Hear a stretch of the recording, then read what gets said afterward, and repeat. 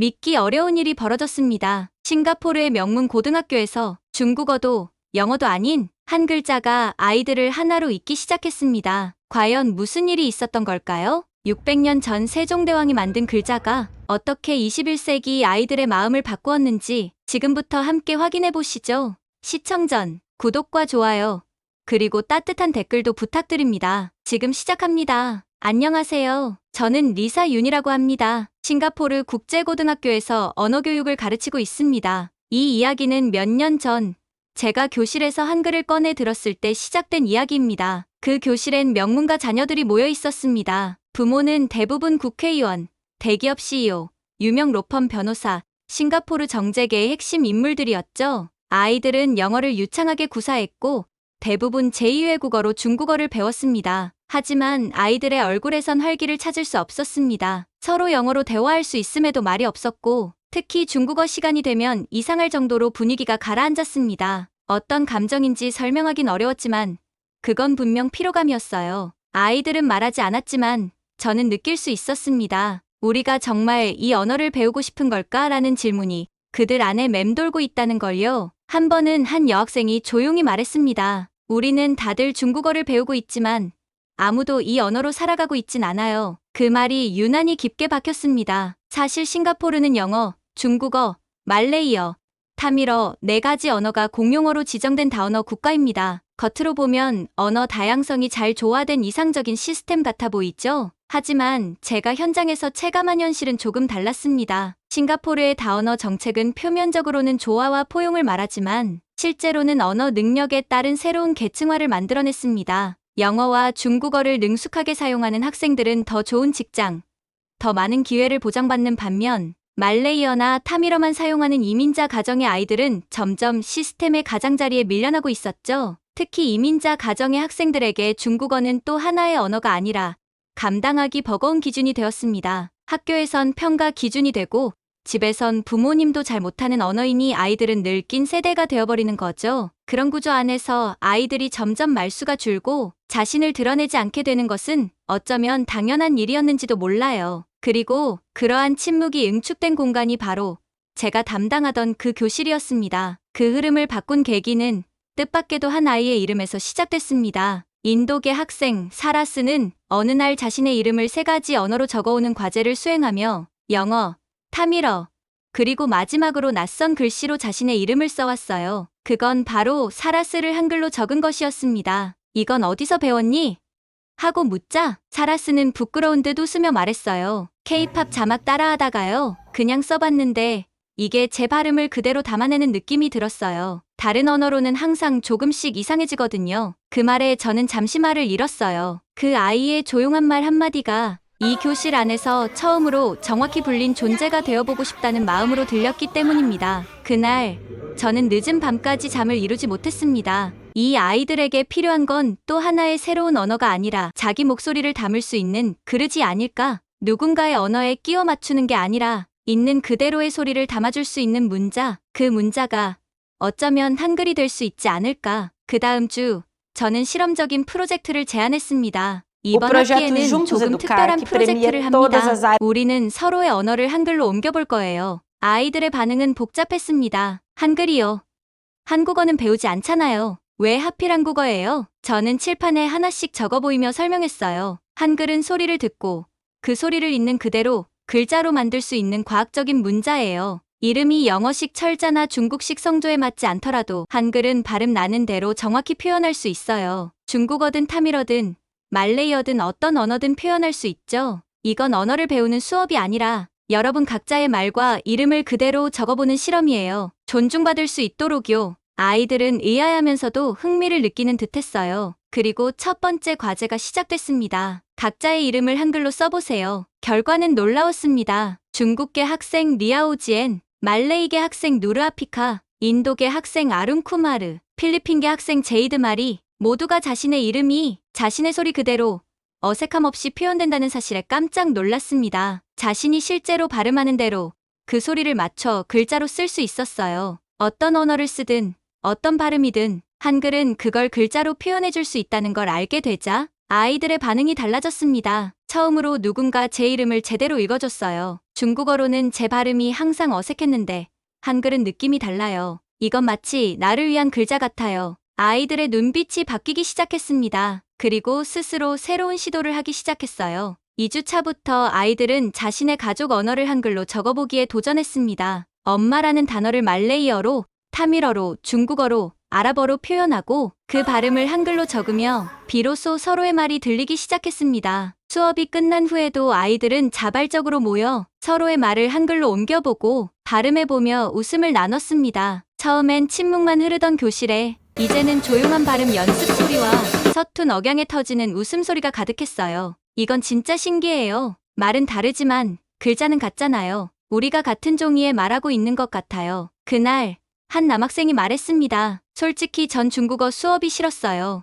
왜 우리가 모두 중국어를 배워야 하죠? 저는 타밀어도 좋아요. 하지만 아무도 듣지 않아요. 그 고백에 다른 친구들도 고개를 끄덕였습니다. 나도 그랬어. 우리말은 교과서에도 없잖아. 그날 이후 수업 주제가 자연스럽게 바뀌었습니다. 자신의 언어를 한글로 써보기, 그리고 서로에게 그 의미를 설명해주기. 중국어, 타밀어, 말레이어, 베트남어, 그리고 필리핀어까지 각자의 말이 한글이라는 공통된 틀 안에서 존중받고 있다는 느낌이 아이들을 움직였던 거죠. 한글은 우리 교실에서 새로운 중립 언어로 자리 잡기 시작했습니다. 누구의 것도 아니고 모두의 것이 될 수 있는 문자, 중국어도 아니고 영어도 아니고 누군가의 권력에서 벗어난 소통의 도구. 아이들은 점점 더 자발적으로 자신의 문화를 한글로 적기 시작했어요. 그리고 놀랍게도 그걸 다른 친구들이 정확히 발음해줄 수 있게 되면서 처음으로 서로를 제대로 불러주게 된 겁니다. 아직 누구에게도 알려지지 않은 이 작은 실험이 곧 우리 학교 전체를 바꾸게 될 줄은 그땐 몰랐습니다. 한글은 그저 글자가 아니었어요. 우리 모두의 다름을 서로 닮게 만들어준 달이었습니다. 한 달쯤 지났을 때였어요. 우리 반에서 시작된 한글 이름 쓰기 프로젝트는 이제 조용히 교실의 벽을 넘어서기 시작했어요. 쉬는 시간이면 아이들은 자발적으로 책상에 모여 앉아 서로의 이름을 한글로 적어주며 웃고 그 이름 속에 담긴 이야기를 나누었어요. 이름 하나로 시작된 관심은 곧 가족, 고향, 언어, 문화로까지 번져나갔어요. 아이들 사이에서 분위기는 분명 달라지고 있었지만 어른들의 시선은 그렇게 호의적이지만은 않았어요. 어느 날 같은 학년에서 사회 과목을 담당하시는 에드워드 탄 선생님께서 조심스럽게 저를 부르셨어요. 중국계 2세이신 그는 평소에도 교과서 중심의 정제된 수업을 중시하는 분이셨어요. 리사 선생님, 잠깐 괜찮으실까요? 교무실 복도에서 마주친 그는 제게 그렇게 말을 건네셨어요. 저는 미소를 지으며 고개를 끄덕였어요. 요즘 수업 외 활동으로 뭘 진행하고 계시는지 여쭤봐도 될까요? 반 학생들 몇 명이 쉬는 시간에도 계속 뭘 적고 있더라고요. 그게 혹시 한국어 수업과 관련된 건가요? 그 질문에 저는 정중히 답했어요. 아니요.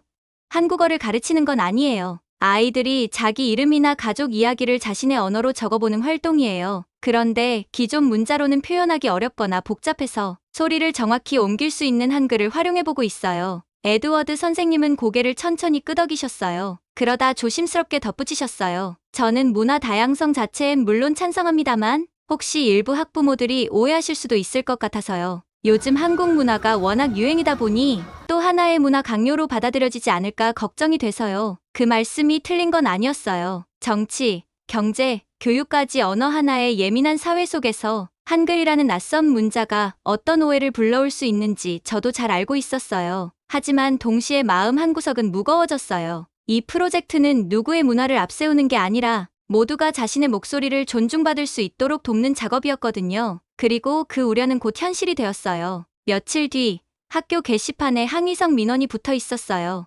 익명으로 작성된 글에는 학교가 왜 굳이 한국 문자를 가르치는지 모르겠다. 중국어도 벅찬데 아이들을 헷갈리게 하는 활동이라는 내용이 적혀 있었어요. 또 어떤 학부모는 아이가 한글로 가족 이름을 적어왔다는 이유로 문화적 혼란을 주는 실험은 자제해달라는 메일을 보내기도 했어요. 솔직히 말하면 많이 속상했어요. 아이들이 처음으로 자기 이름을 제대로 불러주는 경험을 하고 자신의 말과 문화에 자긍심을 갖게 되는 과정이 그저 한국어 활동으로 축소되어 비난받는다는 게 참 안타까웠어요. 그래서 저는 선택했어요. 직접 보여드리자고요. 이 프로젝트가 어떤 의미를 갖고 있는지, 아이들이 어떤 변화를 겪고 있는지 학부모님들께 직접 느끼실 수 있도록 공개 수업을 열기로 했어요. 아이들과 함께 수업 계획안을 다시 짰고 초청장을 정성껏 만들었어요. O 우리 아이들의 projeto Juntos 목소리를 Educar, que 들어보세요. premia 그렇게 작은 문장 하나를 맨 위에 적었어요. 공개 수업 당일 교실 뒤편엔 예상보다 많은 학부모들이 오셨어요. 표정은 대체로 무표정했고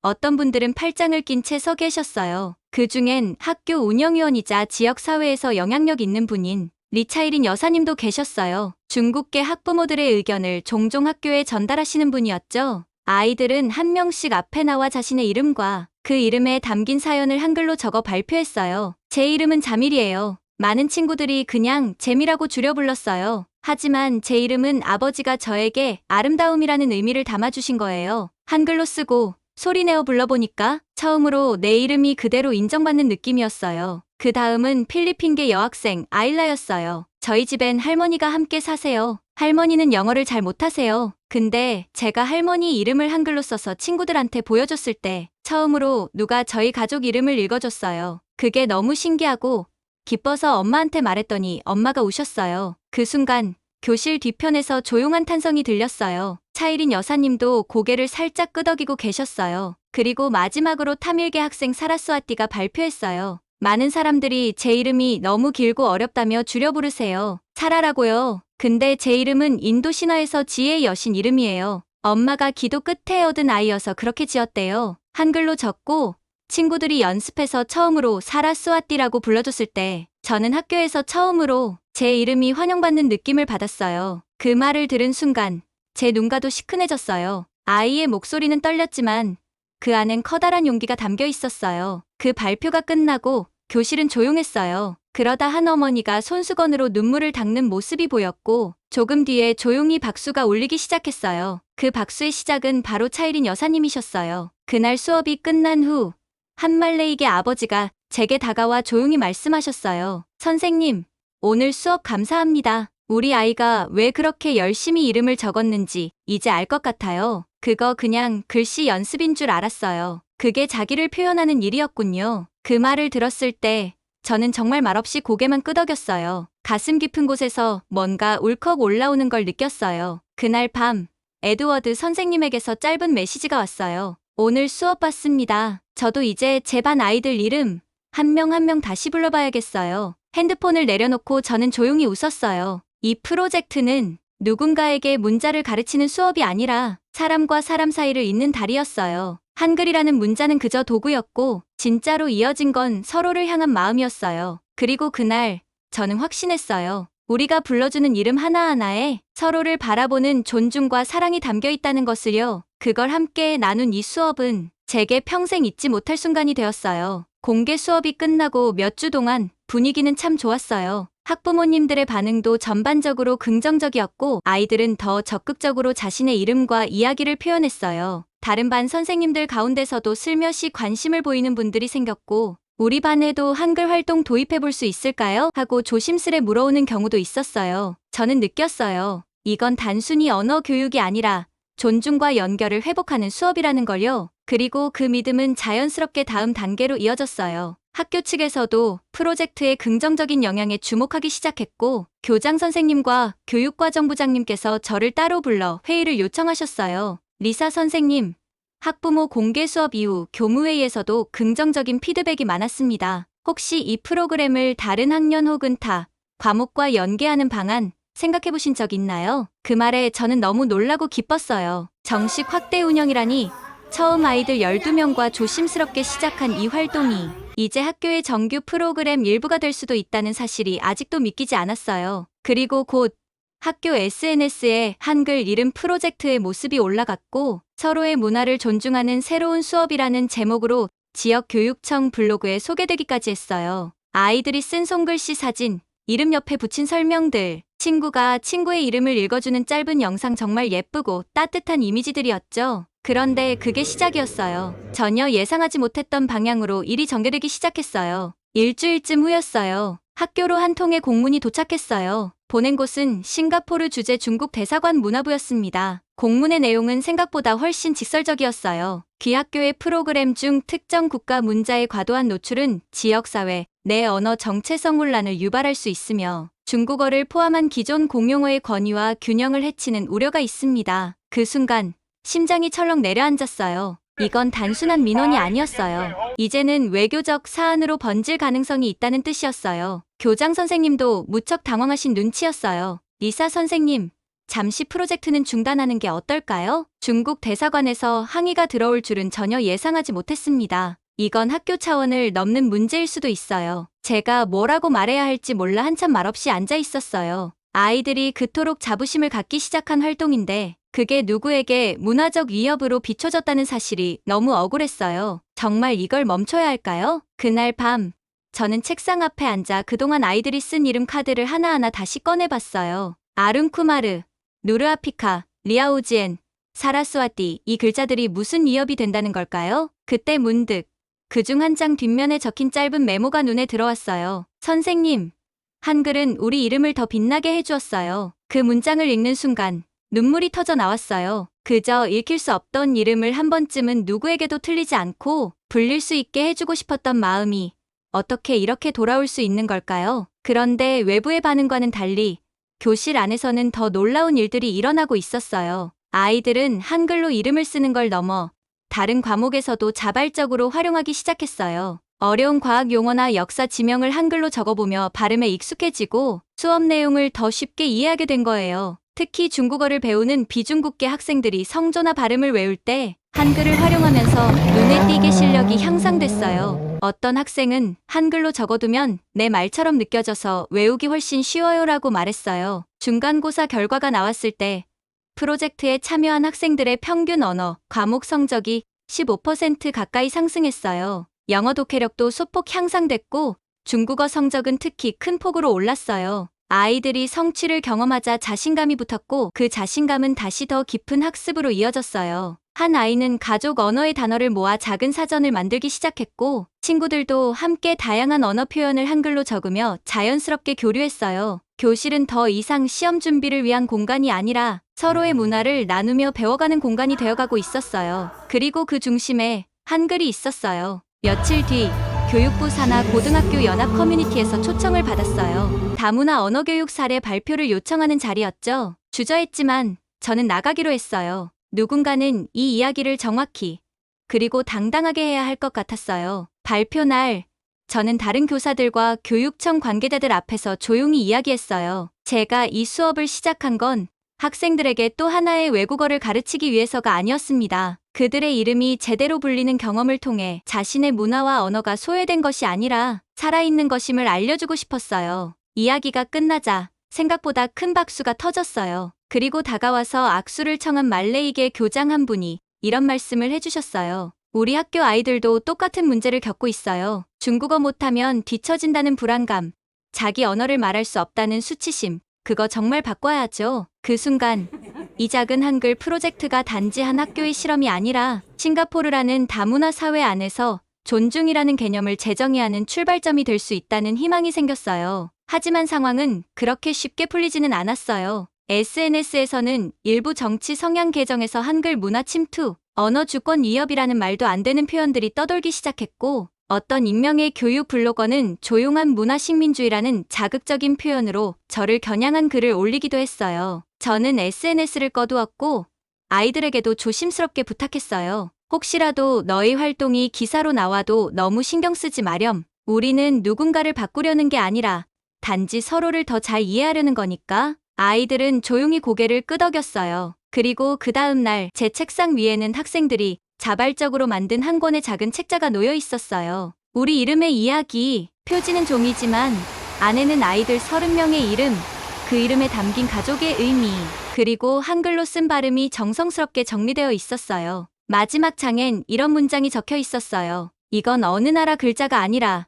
우리 모두의 마음이에요. 그 책자를 들고 저는 또다시 눈시울이 붉어졌어요. 외부의 시선이 아무리 거칠어도 우리가 나누는 이 이름 하나, 그 이름에 담긴 사연과 연결의 감정은 누구도 함부로 지울 수 없다는 걸 저는 그때 더 강하게 느꼈어요. 그리고 결심했어요. 이 활동을 겉으로 드러내는 방식은 바꾸더라도 본질은 끝까지 지키자. 어떤 문화도, 어떤 이름도 존중받아야 할 이유를 설명할 필요조차 없는 세상을 만들기 위해 조금 더 앞으로 나아가 보자고 마음먹었어요. 그리고 마침내 프로젝트를 시작한 지 2년째가 되던 어느 날이었어요. 놀라운 일이 일어났어요. 저희가 한글로 시작한 수업이 이제는 학교 바깥에서까지 주목받기 시작한 거예요. 아이들이 한글로 이름을 쓰는 걸 넘어서 자기 문화와 언어의 표현을 나누기 시작했을 무렵부터 일부 학생들과 졸업생들이 저에게 조심스럽게 제안했어요. 선생님, 이걸 앱으로 만들면 안 될까요? 학교 밖에서도 쓸 수 있게요. 그 말이 씨앗이 되어 졸업한 학생 몇 명과 함께 저희는 소규모 개발팀을 꾸렸고 이름도 고민 끝에 하나로로 지었어요. 한글로 모두를 하나로 잇는다는 뜻이었고 슬로건은 이렇게 정했어요. 하나의 글자, 하나의 세상 하나로 One letter, One world 하나로. 앱에는 다양한 언어를 한글로 표현하고 연습할 수 있는 기능이 담겼고 사용자들이 자신의 이름과 고유한 단어를 등록하면 발음 가이드를 통해 정확하게 소통할 수 있도록 구성했어요. 정식 출시 후 입소문을 타고 사용자는 빠르게 늘어났고 싱가포르뿐만 아니라 말레이시아, 인도네시아, 태국, 베트남, 심지어 유럽의 이민자 가정들까지 관심을 보이기 시작했어요. 특히 다언어 국가의 이민자 커뮤니티에서 이 앱은 자녀와 조부모 간의 언어 장벽을 줄이는 연결 도구로 주목받기 시작했어요. 어떤 사용자 리뷰는 이렇게 적혀 있었어요. 우리 손녀가 제 이름을 한글로 써서 보여줬을 때 처음으로 제 이름이 선물처럼 느껴졌어요. 서로 다른 말을 쓰던 저희 가족이 이제는 같은 글자를 통해 마음을 나누고 있어요. 이게 기적이 아니면 뭘까요? 이런 반응은 저희 팀 모두에게 큰 힘이 되었고 앱을 통해 자연스럽게 한국의 문자 시스템이 얼마나 정교하고 실용적인지를 더 많은 세계인에게 알릴 수 있었어요. 특히 교육 관련 비영리 단체들이 하나로를 수업 도구로 활용하면서 한글은 더 이상 한국인의 전유물이 아닌 글로벌 교육문의 도구로서의 가능성을 보여주고 있었어요. 그리고 저는 깨달았어요. 이건 단순한 수업도 문화교류도 아니었어요. 이건 한국이 가진 가장 조용하지만 강력한 힘, 사람을 향한 언어의 힘을 보여준 사례였어요. 무기를 들지 않아도 외교관이 아니어도 한국이 세계를 움직일 수 있다는 걸 증명한 순간이었어요. 세종대왕께서 600년 전 백성을 위해 만든 문자. 그 글자가 지금은 국경을 넘어 이름조차 잊혀가던 아이들의 목소리를 되찾아주고 있었어요. 그 문장이 지금도 제 책상 위에 붙어 있어요. 선생님, 한글은 우리 이름을 구해줬어요. 아이들의 목소리가 한국어로 말하지 않아도 한글로 기록될 수 있다는 것, 그 소중한 발견을 저는 절대 잊지 않을 거예요. 그리고 저는 믿어요. 이 작은 문자가 문화의 경계를 허물고 세상을 조금 더 따뜻하게 만들 수 있다고요. 오늘 이야기 어떠셨나요? 한글은 단순히 한국인의 글자가 아니라 세상을 연결하는 언어가 되어가고 있습니다. 만약 여러분도 누군가에게 다가가고 싶을 때 서툰 말보다 정직한 글씨 하나를 건네보세요. 그게 한글이라면 더 따뜻할지도 몰라요. 이 영상이 감동적이셨다면 구독과 좋아요, 그리고 따뜻한 댓글도 부탁드릴게요. 감동 산책, 다음 이야기로 또 찾아뵐게요. 감사합니다.